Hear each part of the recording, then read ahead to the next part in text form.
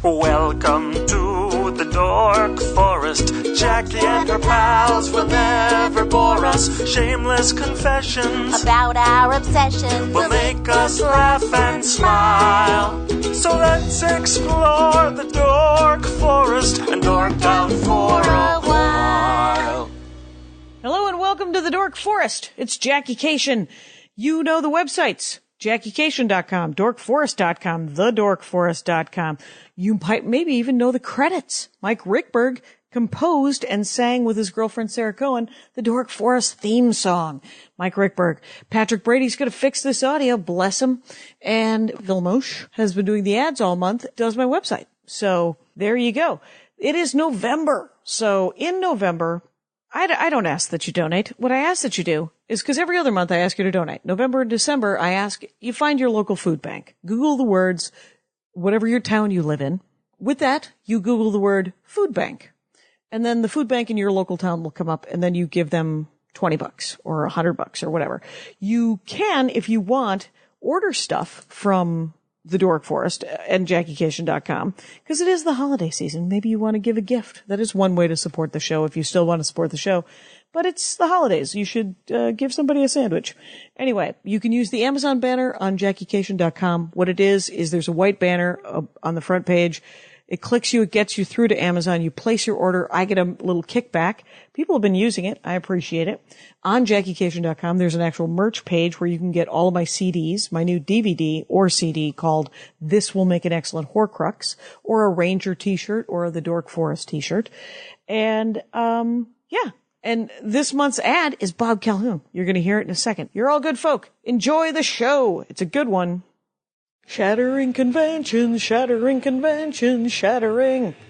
Hey, I sang. It's Jackie Cation. Shattering conventions, commerce, cosplay, and conflict on the expo floor by Bob Calhoun is this month's sponsor. It's a hilarious and disturbing book. Friend of the show, conventions dork Bob Calhoun, has been on the show, previous episode. He goes to all kinds of different conventions, trade shows, and expos, and writes about it in Shattering Conventions. But he doesn't just go to Comic-Con and Star Trek conventions. He goes to a gun show, a livestock show, a Republican convention, a conspiracy convention. I remember being slightly worried when he went to that one. And even a Bigfoot Hunter Con. There's all kinds of crazy and wrong in this book, and it's not always where you expect to find it. Not only have I read this book, I endorsed it with a blurb on the back cover, and I recommend it to all Rangers of the Dork Forest and spooky reading girls within the sound of my voice. The book is Shattering Conventions, Commerce, Cosplay, and Conflict on the Expo Floor by Bob Calhoun. It's available in ebook and paperback from Amazon.com and other fine booksellers. For more on the book, go to shatteringconventions.com. It's a really good book. You should get it. Hey, it's Jackie Cation. Welcome to my living room, Rangers of the Dork Forest. I'm sitting here with a guy who was there at the beginning, Joe Wilson. Welcome back to the Dork Forest. Thanks for having me, Jackie. So cool that you're here. It's been a while. It has on been this version, and an even longer while on the previous version. Weekly 2 years of 2 years blah. of Go to Blog Talk. Talk Radio and listen to some really shitty sound. Yeah, that's it. It's a Red Fox album waiting to happen. Holy smokes, someone could massage. Somebody should go through and just remaster them all and make them stereo and clean them up.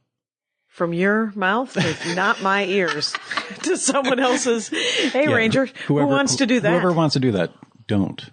I think Darlene Vendega. I think I'm pronouncing Vendegna. Vendegna. I spelled her name wrong in the credits for something once, and she let me know. Yeah. That's it. Because here's the thing: Joe Wilson, political dork at the time, or I was like a news dork, and I guess I am 6 years sober of the news. Right. Now, Where are the maybe? chips? Right? Where are the chips? Yeah, That's the way to do. You got to step away. I had to. You had to. Well, the thing is, once you sort of recognize that the United States is a giant crime organization, why pay attention? I think giant patches of hair were falling out of you. And are coming back now. Now they're coming back. Yeah. Look at that, 6 years later. A little stressed out. So, every time I get stressed out, patches of hair fall out of my beard. Or the back of my head. Or it was the weirdest back of your head kind of. It was not male pattern baldness at all. No, it was just this weird circle It was more like kind of a Outer Limits alien kind of a thing. Yes, crop circle. All the people who are aliens all have that same shaved circle in the back of their head. Maybe that's where the probing was happening.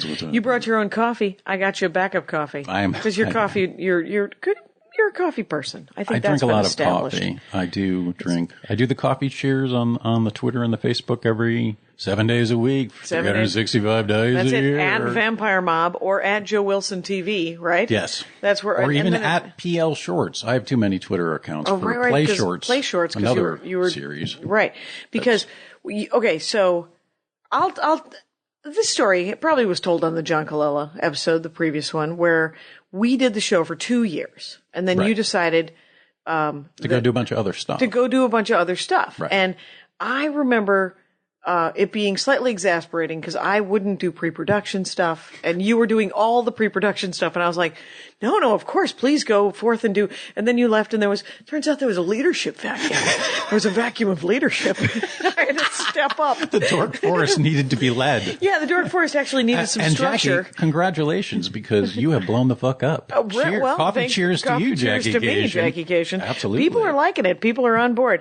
And you put in the time, you put in the work. You're the real deal. Like you were there at the beginning. You know, ground floor. There's a bunch of other podcasters that other people know, but you were there fucking 3-4 years before them. I know it. And you know what? Doesn't matter. It so doesn't matter. Doesn't matter. The only reason you do it, you got to do it for the joy. Well, if you're not doing it for the joy and you're not doing it for the love of the audience, like I literally would You would make out with every single Vampire Mob fan. Well, it's not. It's beyond. It's not sexual. It's not sexual. I would hug them, maybe a nice, Right, you're in a committed monogamous relation. Not a creepy hug. Right. No. I would do the pat on the back with one hand just to.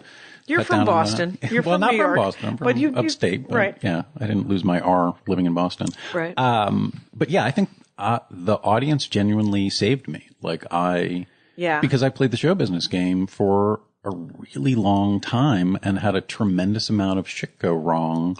Right. And had to be taught that the entertainment industry is a dying business model and marketing is sort of like a Renaissance fair. Right. And that everything's changed and not enough people have realized it. And lucky for me, I never knew what the business model was. And so I just kept doing stand-up. And then that weird guy at Open Mic said, "Hey, I'm doing a podcast." And I said, "What the hell is that?" Right. Yeah, but you remember doing when you told people you did a podcast, 06, whenever that was, 07. I remember the response from most comedians I spoke to at that point. Yeah. They kind of pat you on the head and go, "Oh, isn't that nice? You got a little podcast. You make a little tape recording, put out a little cassette, mail to people." Yeah. Oh, so people just want to hear you talk. Yeah. Really? Yeah. Interesting. Right. Well, you go on and do that. I'm going to go in the real world and make a living. And a lot of those people quit. So. Yeah, a lot of those people quit. A lot of they're those gone. People, or they have podcasts now. Or they all have. Everybody has. And that's the thing. It's like, right. I don't, I think this is the greatest time in the history of storytelling of every, this just accessibility creates, But the thing about it is I tell stories to people in other countries. I'm just a guy in an apartment, with my cat. 7,000 miles away. Yeah, New Zealand, South Africa. How the fuck did I do that? And that's the thing. It's I don't need $1 billion a year to tell stories. No, because of all this technology, because it's affordable. Everyone. But I think it's actually beyond the technology, because in 06, the technology was there. What wasn't there was the human behavior that consumes the technology. And what happened was, Steve Jobs tricked everybody into buying a computer that he named phone. Oh, right. And then what happened was everyone was using their computer that they kept calling a phone because it wasn't a computer. Right. But you look at it, it's barely a phone. Right. So it is barely a phone. And the consumption of that idea, my parents will still not watch something on a laptop. I want to watch a big screen. Right. But the reality I know, which has been coming, people are watching, you're on planes all the time. When you walk to the bathroom and back, it is nothing but iPads and phones and tablets and, everybody's got their own in-flight everything. Yeah. And let me tell you something. That laptop screen, same size as your television when you were a baby. Yeah. Our television was like a 12-inch television when I was a kid. But it's right next to you. And right. We weren't allowed to sit that close. Remember when you weren't allowed to sit close to the television because it was going to ruin your eyesight? And now I sit next to 2 giant monitors most of my life. Right. Luckily, I never wanted children. And so, what the hell, right? It's. I think I would have been bad at parenting just because and I think the interesting thing, and it's got to be hard. If you are a human being who knows the world before the internet, and you're a parent now, you have this weird kind of like, you shouldn't use technology so much, kid, because I didn't use technology so much, kid, and if you do, you'll be stupid. Right. But the reality is, that is how human beings communicate now. So how much of the face-to-face contact, the playtime, we all need to learn how to communicate, but the reality is so much more communication happens electronically now than before. So how can you teach a child your way? Because why is it still way back in the other century? Right. And why is it still okay? Like my dad, he's not writing me letters. He's not on the internet, but he calls me and the phone's okay. But we tried to give him an iPad and he was like, no, I'm not going to do that. Right. And I was like, okay. And my father, who similar circumstance in terms of his mindset with an iPad, but seeing my mom play that farm fucking game all the time. And so he started playing Mahjong on her iPad. Yeah. And so my sisters and I just got him an iPad, like a few weeks ago. Okay. And of course, didn't set it up. So my older sister got there, set it up for him, and he was on Mahjong. And the weirdest thing was my father's a fine woodworker. Mm-hmm. And he is, I don't know what he's working on. Right. And then but he's usually building something? He's usually working on something. Okay. At all times he's working on something. Oh, that's neat. And then every couple of months you get to see a thing? Yeah, you get to see a thing. That's cool. So yeah, it is. It's very cool. So he took a picture with his iPad and he emailed it to me all by himself. And it was a picture of jewelry earrings and a necklace that he made, that are part, beads and that shit. And then wood that he hand carved and did all this stuff. And so to have, my 79-year-old dad. Yeah. And that's the thing is what I love about this time is that, Gary Vaynerchuk, Gary V on, Twitter. I'm a big fan of this guy. He's got a lot of great ideas. I think for storytellers, for normal people, even though he's talking to marketing businessy people. Oh, is he? But but his idea, a lot of his ideas, one being, imagine your parents at your age right now. And now imagine you at your age. How much younger are you than your parents? Oh, right. And even with and I said that to my parents. I said, can you imagine your parents at 79 years old playing farm games? Yeah. And trying to get the cat. If you catch a leaf every 3 hours, you get a cat. I literally had my mother's telling me about it. And I said, why don't you just set your timer and just go. Yeah. Just go every 3 hours and then you go over and get she got the cat. So oh, yeah. Oh, good for her. Using technology. Good for her. My favorite thing is we ended up giving the iPad to my great aunt who is 87. So 9 years older than my dad. And so I was showing her how to use it and I was showing her how to she liked Free Cell when she had a computer and she gave it up and now she's 87. She works 10 hours a week. She's working at the old folks home. She does the reception. She's like, the old people like me. Do they, Aunt Alice? Right. The old people. And, but she's playing, I'm showing her how to swipe and using Bejeweled. And I also downloaded a Free Cell game for a little solitaire. And so she's playing Bejeweled and she's funny because she goes, okay, so you matched the 3. What's the point of this? Is this just points? Is that what's happening? And I was like, oh, that's a great line. You're right. There's no point. It's just compelling. It isn't fun. It's just compelling. And, cause that's all those games. But I had to give up games because we were just eating up too much time. Yeah, you were also a big gamer. I was, You were on board. Anytime you want to go to and find an upright and kill some zombies. Oh my God. I'm there. We have spent lots and lots of money doing that. I'll tell you something. My friend Mary Skinner from San Francisco is coming. I'm making her take the flyaway from LAX. Andy was like, you're not going to go pick her up? And I said, well, I'm doing a Dork Forest with Joe. And she just texted me. She said, I'm in LAX. So she's going to call when anyway. But we could all go. We could all go play vids. Let's all go. Yeah. All right. Yeah. She doesn't like them, but maybe. Well, she's traveled. Come do something you don't like. She's flown down from San Francisco to hang out with me. We're going to go play video games. We're going to play video games. Yeah. What's wrong with that? She might like it. But, okay. So here's my favorite thing about you is that, that when you were like, I want to just make the things that I want to make. I'm sick of asking people if they'll let me make a movie. Right. Stop doing that. Right. And so you wrote a script for Vampire Mob, and Vampire Mob, hilariously, let's see if I get this right. It's a hitman is a vampire. Becomes a vampire. Right. And he bites his wife because he loves her. And he becomes a vampire because he got shot and died and did the whole light at the end of the tunnel thing. And, and he started hearing all the voices of the people he killed. Okay. So he has a really good reason for not wanting to die. So that's why he became a vampire, never planning to make his wife a vampire. Oh. And then he got hungry. Whoops. Now he's got a wife forever, and his wife's pissed off that she won't have somebody to complain about her horrible husband to for the rest of her life, so she bites her mom, who is now moving in for eternity. And now it is essentially a caricature of a sitcom, but hilarious because it's so dark and so weird and so like, what's happening? Right. It's like the Honeymooners gone crazy. Yeah, it's a little Sopranos. It's a little, it's a little Married with Children. Yeah, it's very fun. Thank you. Yeah. It was the whole thing. Vampire Mob has been my school, right. Because the thing is you have a degree in art and you know how to do photography, take pictures. Yeah. I know how to take pictures in the 80s when there was film. Right. You could probably even develop film. You'd have to be in the dark. Right. And I remember a professor saying to me, you guys, one day you'll just take all your pictures and then you'll go to a payphone and you'll plug your camera into the payphone and you'll send all your pictures. That's what we were told while we were in school in the 80s. Wow. Yeah.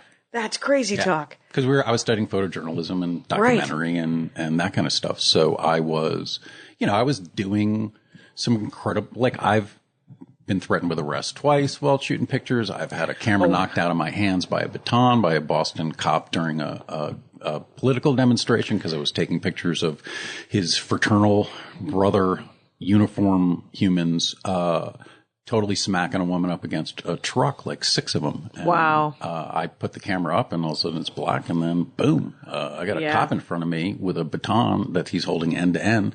And my camera landed on the back of my neck through the strap because he knocked it out of my hands. Wow. And said, no pictures. And but I'll arrest you. Wow. Mm-hmm. Charming. Right out in the middle of a bridge over the Charles River. Oh, man. But it's an entirely different skill set, though. But what's interesting is I think that what comes into play with the sort of film, I do a lot of stuff that is no permits. I do a lot of stuff that you got to do guerrilla. I tried to write it thinking of where I was going to shoot it. And right. I think when you do that, you start to instead of writing something I don't know where this is going to go. Right. And you've already started booking Well, I think from doing documentary, it's sort of if you can just drop 2 actors anywhere and have them talk to each other, then they can pretend and you can point a camera at it and then cut it up and boom, you got a story. It's not really that hard. It's just you got to learn. I never shot with 5Ds before. What's a 5D? Canon 5D is a 35 millimeter DSLR. The first season we shot with videotape cameras. Oh, really? Videotape. HD? Yeah. Not even. Not SD, even. Standard SD. Definition. All right. VX2000 and a 2100 for those who like the Sony. People do. People the like Sony dorks. If there's a Sony dork out there. And, had to digitize it real time. And then went season 2. I tried to raise $10,000 on Kickstarter, struck out, and took 6 months to raise the money. Yeah. We were raising the money during production, but we shot 125 pages with 23 actors. Right. So how many episodes? There's 2 seasons of Vampire Mob on the internet. Yeah. If you go to vampiremob.com, there's a watch the show, and I have season 1 and season 2 is just 2 videos. That's how most people watch it. The episodes don't really matter. So season 1's 27 minutes and season 2's 49. Right. Okay. And it's all one story. Yeah. It's all one arc. And so you start, you finish. And tonally, there's a difference between season 1 and season 2 because I hate mockumentary, and I'm using it. Yeah. I'm using it almost to mockumentary because what I wanted was, the idea is that Don is shooting his own reality show. Okay. That's what he thinks. Right. And then what I wanted was that horrible idea to be destroyed by the story. So what happens is all this shit happens. Yeah. It's sort of like, hey, let's all knit. Oh, the house is on fire. Like that's the difference in the plan. Right. He wants to show how cool a guy he is. And just bullshit keeps happening. And he's like, what the hell? Well, the thing about it is Don is a person who was based on two actual mob guys that I knew when I worked, at the Sonesta Hotel in Cambridge, was, still there, may still be a mob hangout, but, sure. If you're looking to find some made dudes, check out go Cambridge. Hang out at Sonesta. Go for lunch. Try the French dip. So one of those guys was a guy who was cheating on his wife.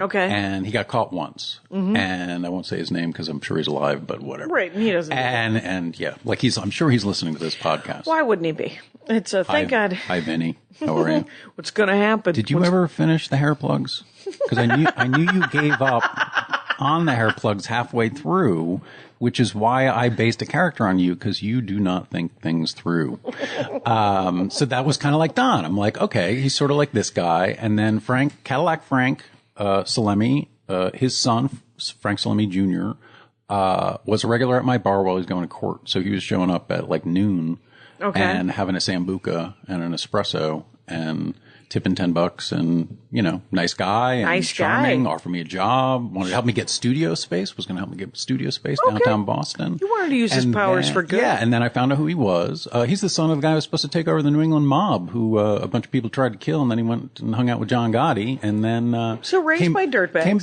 Came back to Boston. Well, the thing is, not only raised by dirtbags, in business with him. He's in the mob. Right. So may not be the greatest guy Whitey Bulger, name you might have heard. Whitey Bulger. Sounds familiar. Guy in Santa Monica that was hiding out in his 80s that they just busted a few years ago. Yeah. Him, Frank Salemi Jr., and Cadillac Frank Salemi got busted by a movie production company, fake one, run by the FBI that was based in Santa Monica, and they tried to get around the Teamsters in Boston for a location shoot. Mm-hmm. So I'm at home, my phone rings, and it's Elaine, who's from Revere, and she's like, Joe, turn on the phone! Frank's on the fucking TV! And there he is, mugshot. They said they got them all for racketeering. So Elaine's from your old job at Revere. Oh, yeah. Okay. Oh, yeah. Revere, born and bred. That's hilarious. Italian.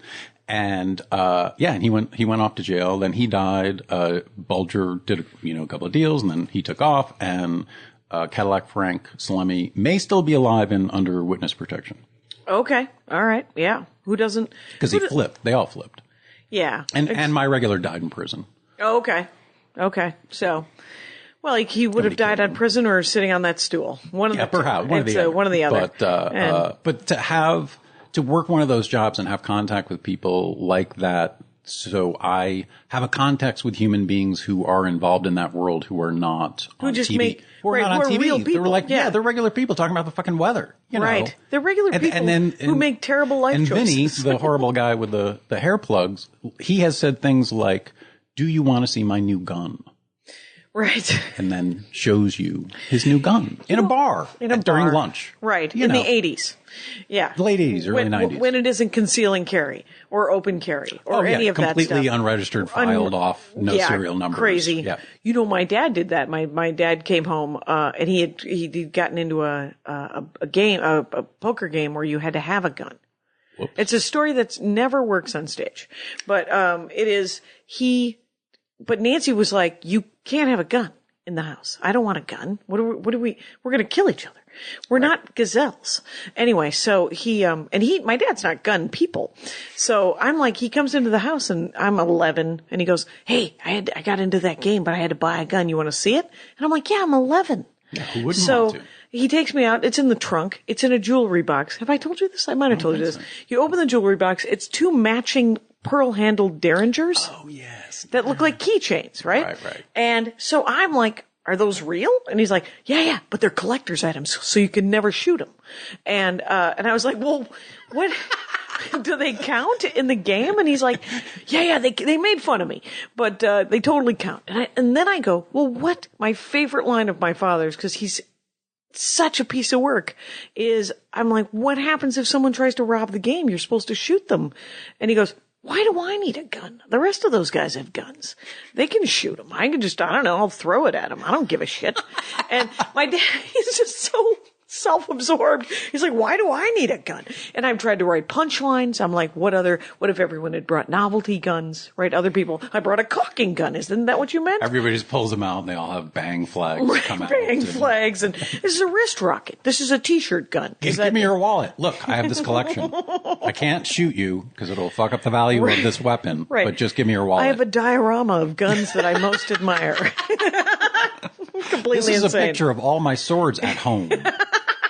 Exactly. Which I'm going to come back here with. Yeah, and I'll poke you with them because they're pointy. So, yeah, I mean, the whole thing's crazy. So, you had to buy all this equipment, or did you rent? Oh, no, I bought it because the way we shot was completely out of order, haphazard. I was chasing a big name. I didn't have all the cast. We ran out of money during production of season 2. I had to stop. I had money for pizza. The way I'm doing this right now is the audience pays for the work and I support myself doing like freelance gigs or writing for people, or sometimes I help people with social media stuff. I don't say consulting because that sounds creepy. Or like a job.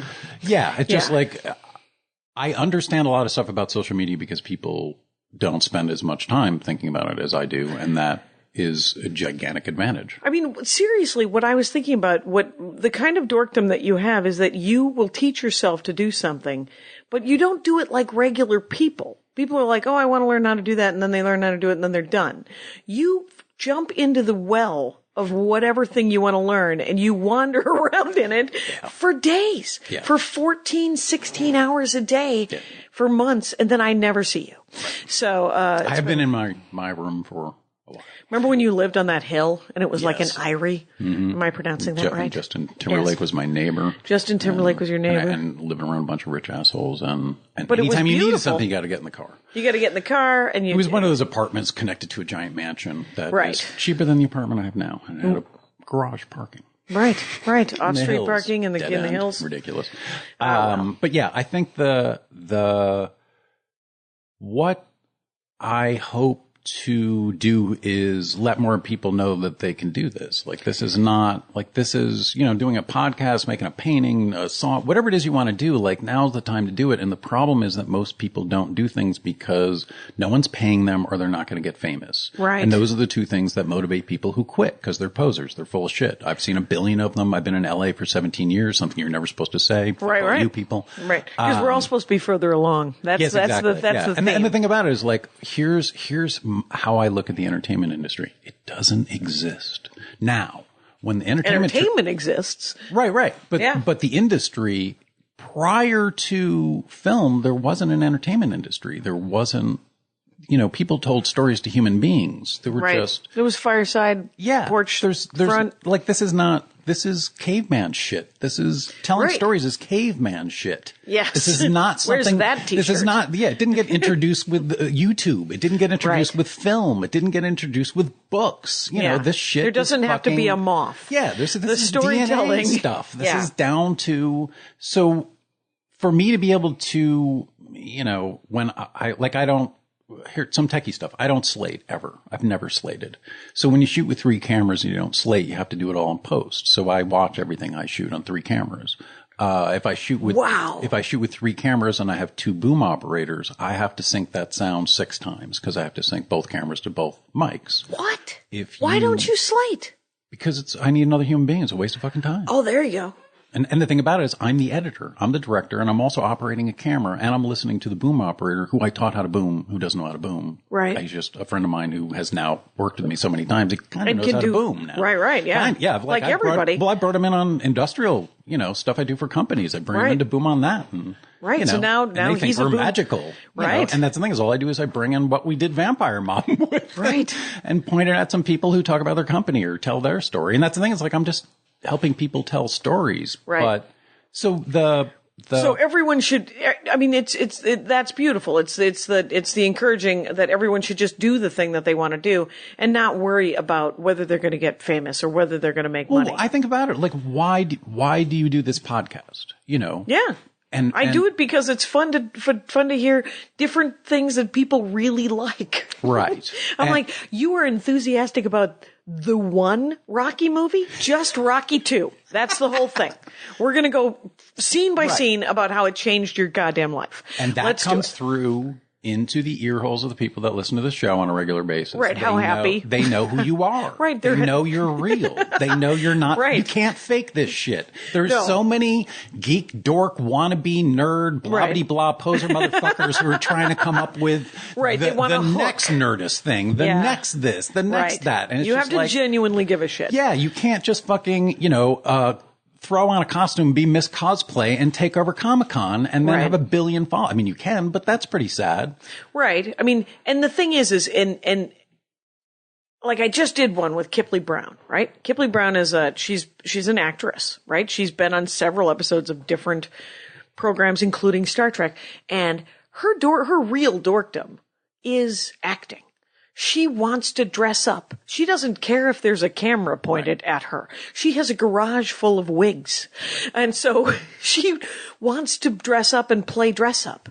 And that's her dorkdom. So she was psyched to find out about cosplay.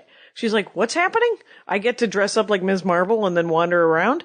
And, so I'm okay. Like, there's so much room on the dork bandwagon for me. I completely agree. Yeah. But there are people that are using it for marketing. Yeah. It's those dirtbags that are irritating. I'm going to pose like this kind of person because I want to be like this kind of person and get these kind of people to listen to this. And when we're all starting to think in demographics, then we're lost because all we're doing is emulating the marketing thinking of a dying industry. What's going on with television right now is what happened to music and what happened to publishing.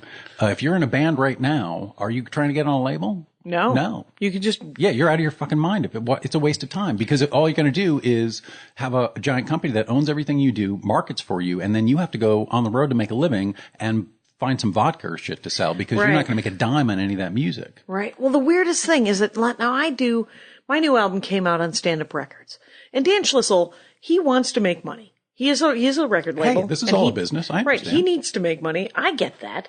And the things that he does for me, what he mostly does for me is he got it on iTunes and Amazon he expedited it. Like I could have done it myself. I could figure out how the hell to do it.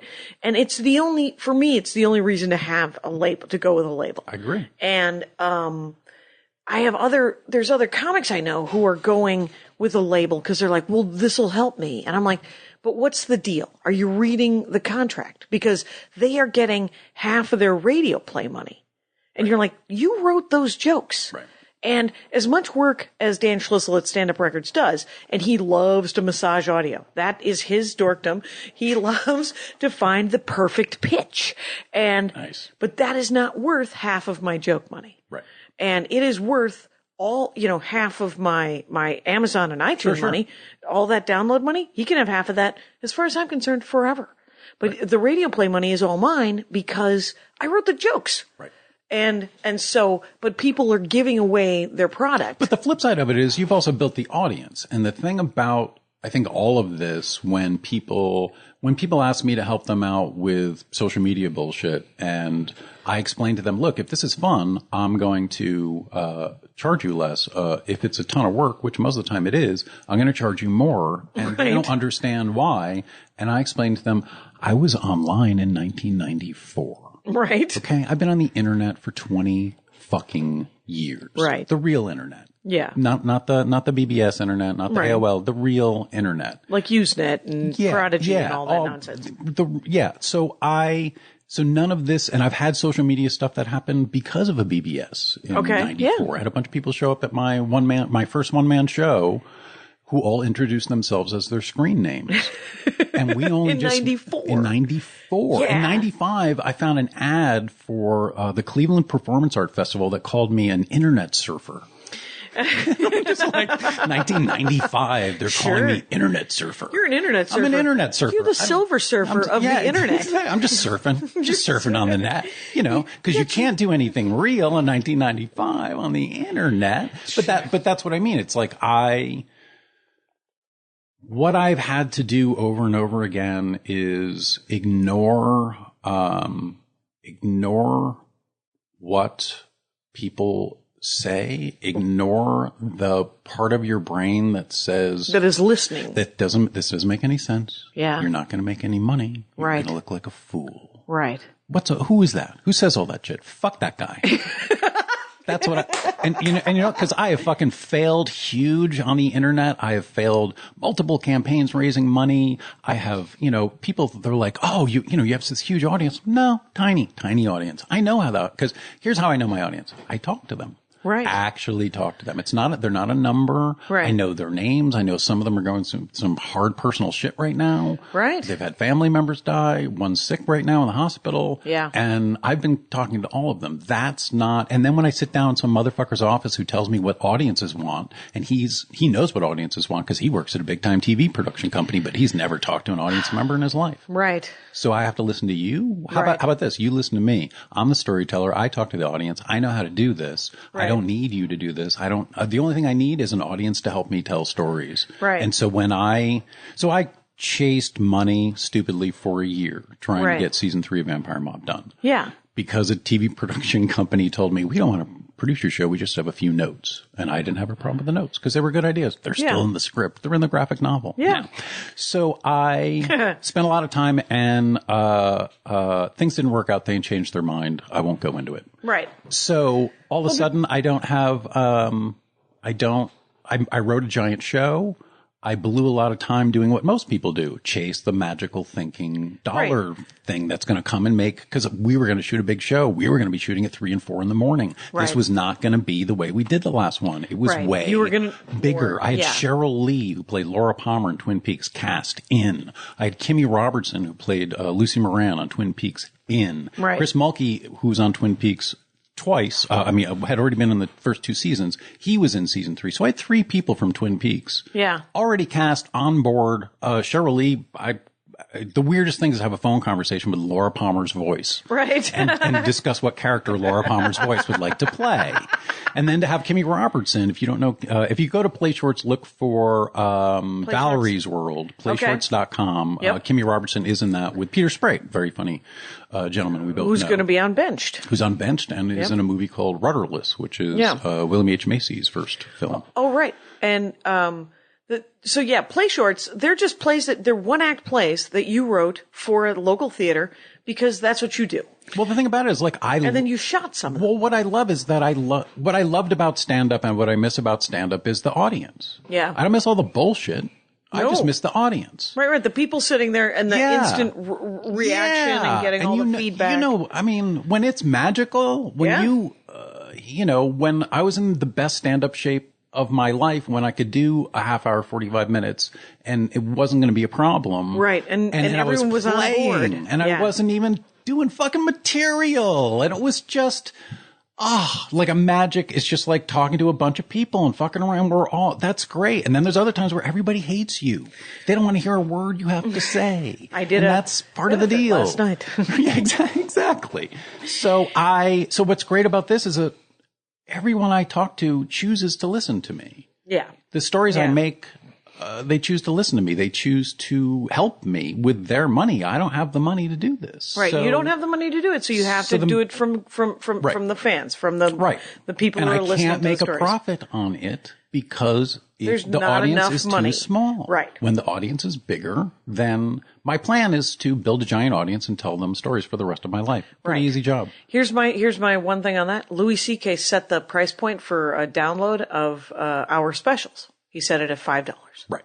And so my hour special, which I recorded last December and came out in April or March or whatever, I was like, all right, I guess I'm doing a $5 download. Well, he has 100,000 fans. Right. I have 4. Right. So 4,000 people have bought my download special, which is great. Absolutely. And I am very, very happy about it. But you think to yourself, hey, Louis C.K., you could have set the price point at $7 or $10 and everybody still would have bought it. But he didn't know what. He didn't know it was going to work. Oh, he didn't know it was blow the heck up. He just wanted to give it away to some extent, and he thought $5 seemed fair. But it's and he makes his living on the road. And he makes his living on the road, and he makes writing and TV and all the rest of it. But, he's fine. He's not living check to check on the road. Right. He's okay. But so the mistake I made listening and waiting for TV production company to give me money to go make this show Yeah. was Marsha Wallace, who plays one of the main characters, Virginia. She's the mother-in-law, a vampire.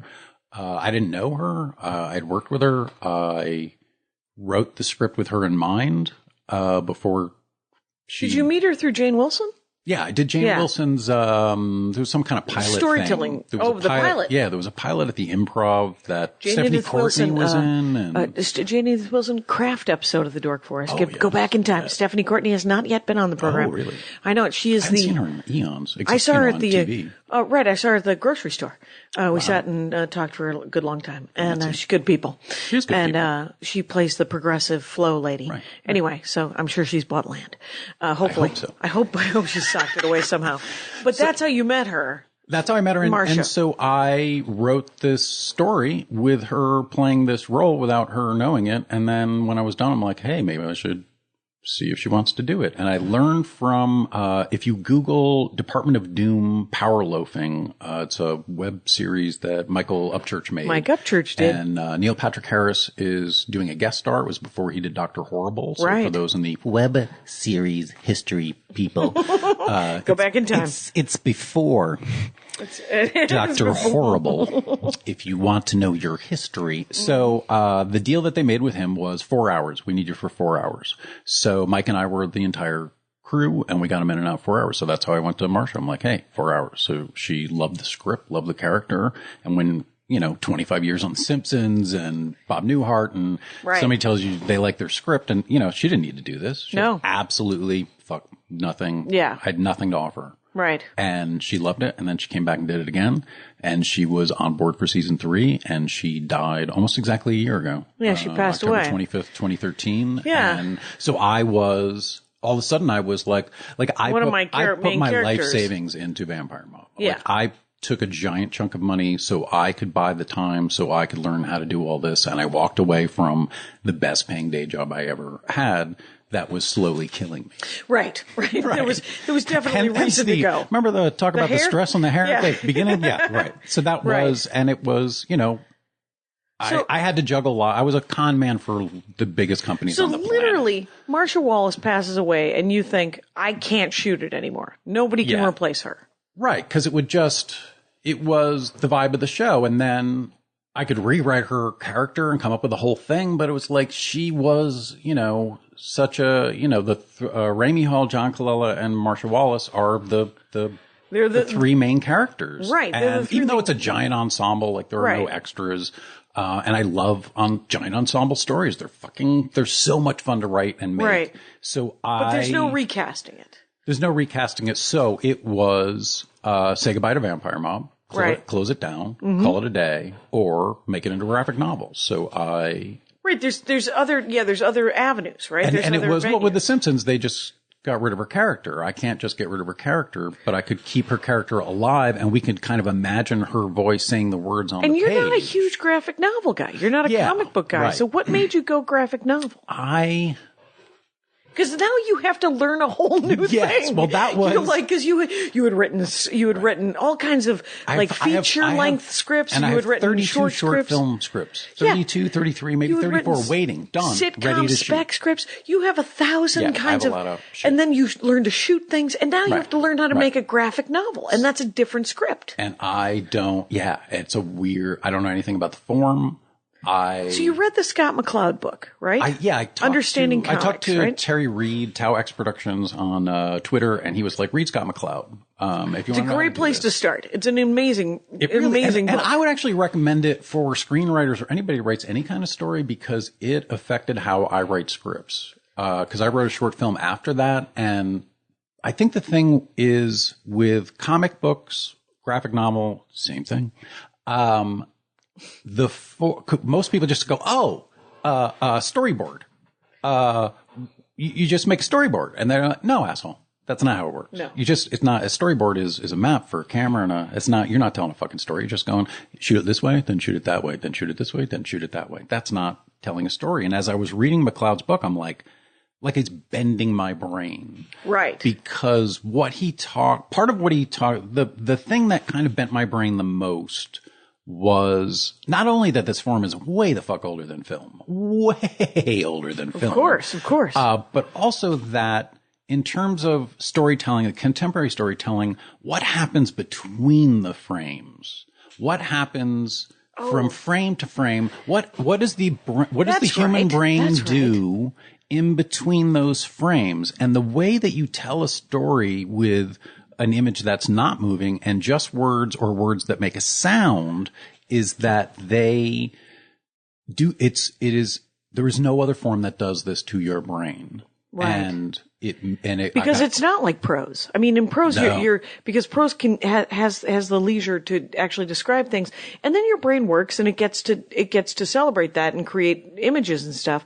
This thing, there are images, but he talks about that space in between boxes, in between the frames or what, panels, and that place in between the panel where your mind just sort of it goes off into the world, and then it comes back down. And it doesn't, and it, you do that when you're reading, right? You're sort of off in that world, but you're not. It's just not the same thing. And the thing with the images they add so much to the.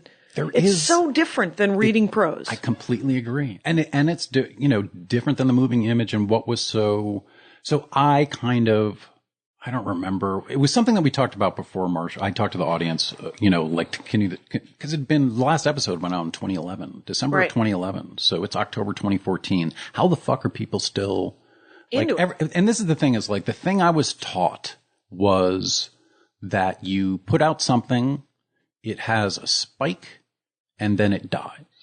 And we're taught that because that is the way the film industry works. That is the way the television industry works, that they need millions of people to do something at the same time. Whereas podcast. That's in the 60s and the 70s. But that's even now. But then remember, the first time that changed, and I'm sorry to interrupt, but the first time that changed is when it's VHS. Okay. It's a safe space, Jay. Safe space, exactly. Hello, Joe J. Wilson, by the way, at Vampire Mob and at Joe Wilson TV. Let's just get that out again. But when VHS was there was this secondary market for the first time, and their minds were blown. They were like, oh, we can make money on old shit, and and that is, the all of it's worth the pile of less now. haircuts that run Hollywood, right. And just a stack of sunglasses as far as I'm concerned. I know people work in the industry. There's very good, genuine, nice people. No, there's plenty of good people, but there's money grubbing jackasses too, but also which are weird. And the industry is broken because they don't know how to adjust to it's spike mentality. It's you need to get X number of ratings so you can sell advertising. You need to get X number of ticket sales so you can pay for this giant fucking marketing thing you just threw out. Right. People are constantly asking me the numbers on the Dork Force, and I'm like, too many things are happening. I can't tell you the actual numbers because I have iTunes numbers, but then Stitcher republishes it. But how about this? Who cares? Who cares? What I mean is really who cares? Because that's the thing. It's like, why is, it's like the people who say, oh, you make any money doing that? Right. No, I'm not. Well, you then why would you do it? My entire family. Right. I'm not, and then I'm like, okay, well, what is it? What chances have you taken in your life? What adventures have you gone on? Oh, right. You know how to get a benefit from a company that fucks you over after they force you into retirement, which happened to people I know. Right. So now is the time to get out from under the giant corporate umbrella because we can now talk to people all over the world. We can sell products all over the world. And we can sell stories all over the world. That doesn't mean that people should quit their jobs. We are saying do the thing you want. Do the thing you want to do for the love of the baby Jesus.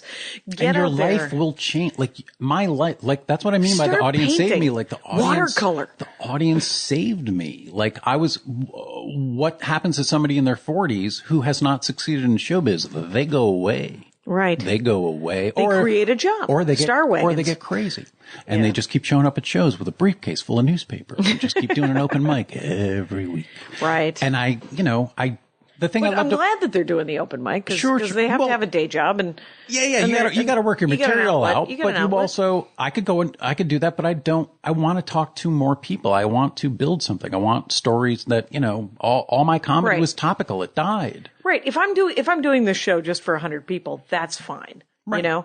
And the thing about stand-up comedy for me is that I'll always do stand-up comedy, right? And I think about that movie, The Wrestler. And I think about my 60s and how I will be driving around the Northwest because I'll always live here now. And I'll be in my 60s and I won't want to drive a lot further than that. But I'll be doing treble runs and I'll be doing whatever there is to do stand-up comedy. And yeah, but I think it'll be. You don't ever have to stop. I think the flip side of it is in your 60s, you have been talking to an audience for a few decades. Right. And what happens is you have an audience. It's sort of like, look what Kevin Smith does with his podcasts and his movies. He just goes to the audience. Right. And so he doesn't touch the industry at all. And now he's making a movie right now with Johnny Depp and Johnny Depp's daughter and him and his daughters in this superhero film that they're making right now. So I just think like everything is wide open. And the problem is that we all want this response that makes us feel like we're validated, we're good. That's why people come up with all these award shows and podcast fests and all that shit. And it's great that everybody can get together and blah, blah, blah. Yeah. But it's not, it doesn't build an audience. It just because you make it and you put it out, who fucking cares? We need to know who the person is behind the creative thing. That's what the audience. Right now, it's about accessibility. It's not about fame. It's not about celebrity. It's about authenticity. It's about all the small business things that you would do in the 1800s that you now do online. You're nice to people. You say hello. Right. You try not to swear too much, even though I do. Right. And some people hate that and then they go away. That is, and some people are not your demographic. Right. There are lots of people who don't like my work. They are not my audience. Right. And then that's fine. And that's easy. And there are things that I don't like that other people do, and because they're not doing it for me. Like when I think about some comics or some movies and some books and I'm like, well, I'm glad you like that. That actually makes me uncomfortable. I don't enjoy it. But there's so much content out there that I can half a step. But literally, if I move my eyes one pixel, there's a whole world.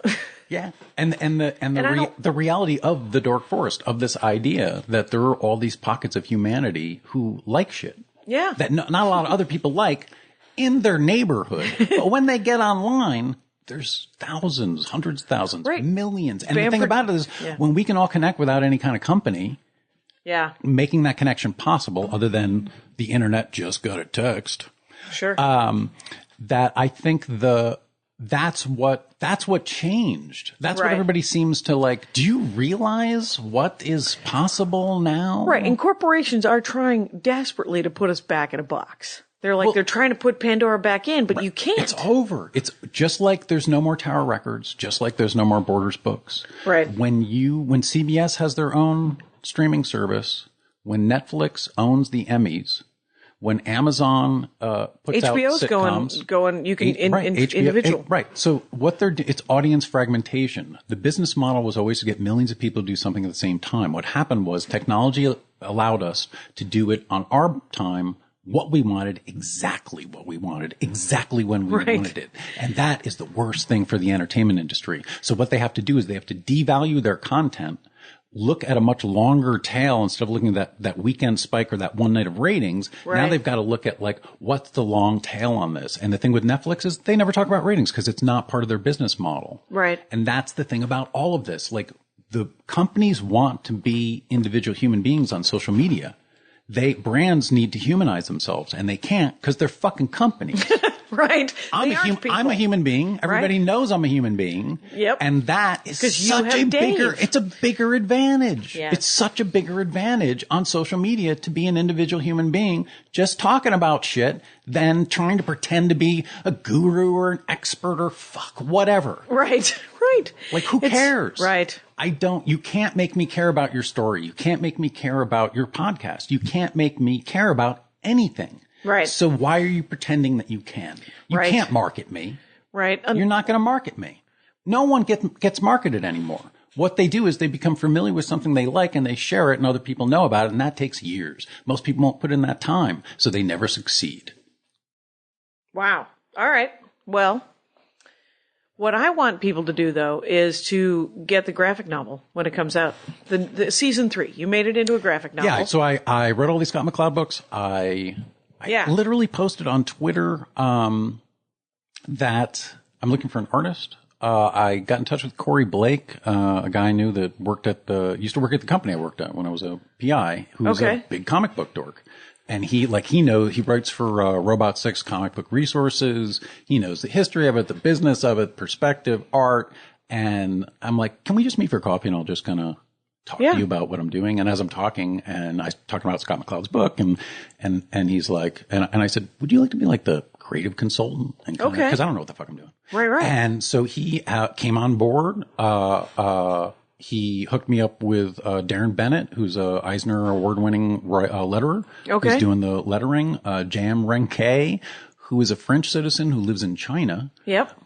Is drawing the book. He drew and wrote Repossessed on Image. It's just a 4-issue series, but very good. And it was what made me like, I wanted to work with an artist who drew. Yeah. And wrote. Like, not somebody who just...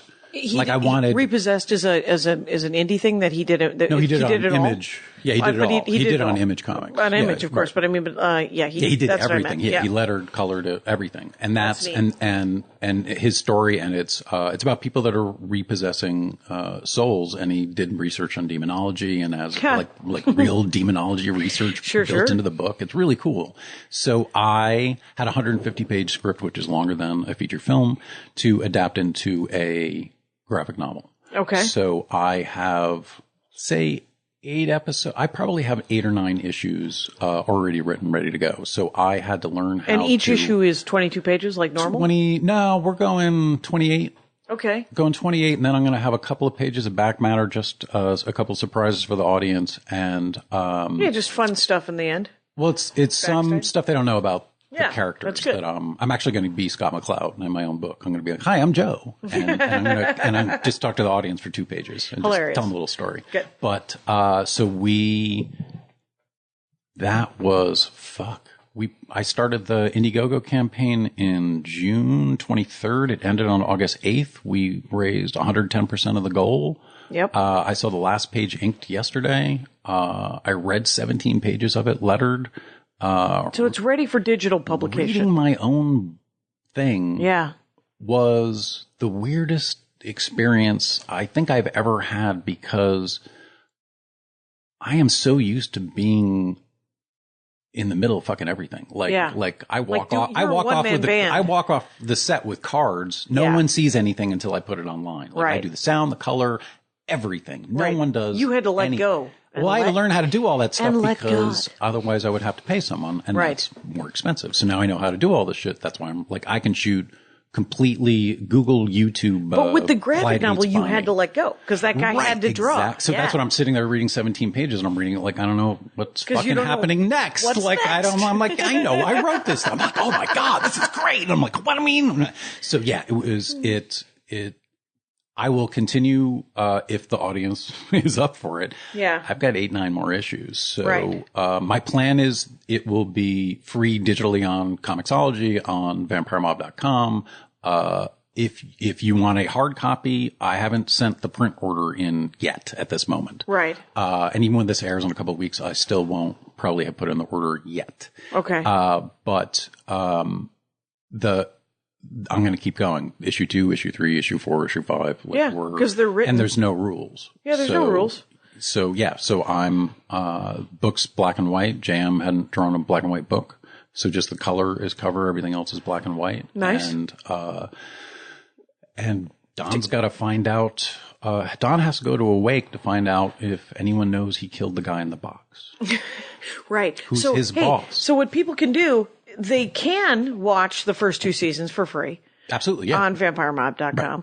And then the graphic novel will be free on Comixology, or if you can get a hard copy, go to vampiremob.com and probably, also, and just order it that way. Digital copies with director's commentaries. I'm going to do a writer commentary for the graphic novel. I'm going to make a video of the comic book. Oh, nice. And have a writer's commentary track on it. And you being the writer. Me being the writer. Yeah. Oh, very nice, very nice. Yeah. I asked Jam if he wanted to do one. He's like, yeah, no.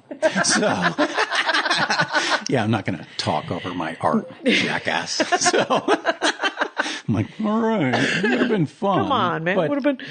Honestly, I didn't think it was going to be like the whole process is really interesting. It's a new form. I didn't think it was going to be this much fun. I didn't think I was going to like it this much, and I didn't think I was going to be as psyched about continuing or the results. So end of November, beginning of December, there will be electronic and print showing up, and a lot of people worked on this. A couple 100+ people contributed from all over the world. Lynn McDonald, New Zealand, was the publicist for the graphic novel and still is pushing it. Catherine Holmes is in Canada doing the graphic design. Darren Bennett, the letter, is in New Jersey. JM's in China. Right. And Corey and I are in Los Angeles. And we're the only two who have met. No one else has ever met. Everybody just online. Yeah. So to have like, 4 continents and 3 continents, 4 countries. It's I'm just a guy in my apartment with a cat. Yeah. Like, I don't understand. Why? Like, that's what I mean. Why does Kathy get no credit with this? This is art. Kathy Zaloga is the only reason I am able to do any of this. My wife, who is my friend, and my friend too. And turns out you guys are friends. Yeah, we've been friends for a good 20 years now, haven't you? Change, But but the great thing about Kathy is that she reads a fuck ton of books. Yeah, and it gives really good story notes. Yeah, like she's great at story notes, and she went to school for painting. Right. The museum school in Boston. So even the art, like she's looking at because I'm like, you could draw this. And she's like, I could, but I have no idea how. Right. And so now she's looking at the art and she's she's having fun. So, that's awesome. Yeah. It's I wouldn't, I'd trade this for success in showbiz because this is way more fun. Yeah. This is way more fun. This is all right. Well, Joe Wilson, this has been really fun. This is I love following this journey, and we're going to do it together as long as we go. Absolutely. So, hey Rangers, get out there, check out vampiremob.com, and then get the graphic novel if you like. And thank you so much for listening to the show. Thank you for being on the show, Jeff. Thank you for having me back on the Dork Forest. My hat, my hat, my hat. They're dancing around my hat, my hat, my hat, my hat. Well, what do you think of that? If it looks like a Mexican hat dance and it sounds like a Mexican hat dance, it's most likely a Mexican hat dance. So take off your hat and let's dance. Yay! Oh my God. Why don't we just call that as the end of the show?